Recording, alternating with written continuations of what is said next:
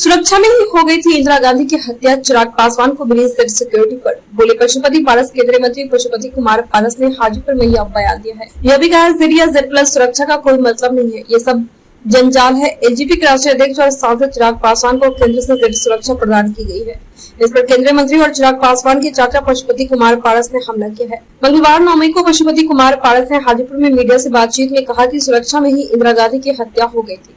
Z या Z plus सुरक्षा का कोई मतलब नहीं है, ये सब जंजाल है। केंद्रीय मंत्री पशुपति पारस से सवाल किया गया था कि एनडीए गठबंधन में नजदीकी आप है या चिराग पासवान। यह सवाल इसलिए क्योंकि कर्नाटक चुनाव में आप चुनाव प्रचार के लिए गए थे और चिराग पासवान को नजरअंदाज किया गया। वहीं दूसरी तरफ केंद्र सरकार से चिराग पासवान को जेड सुरक्षा मुहैया कराई गई है। इस पर पशुपति पारस ने कहा कि पूरा देश जान रहा है कि वे शुरू से ही एनडीए गठबंधन का हिस्सा है।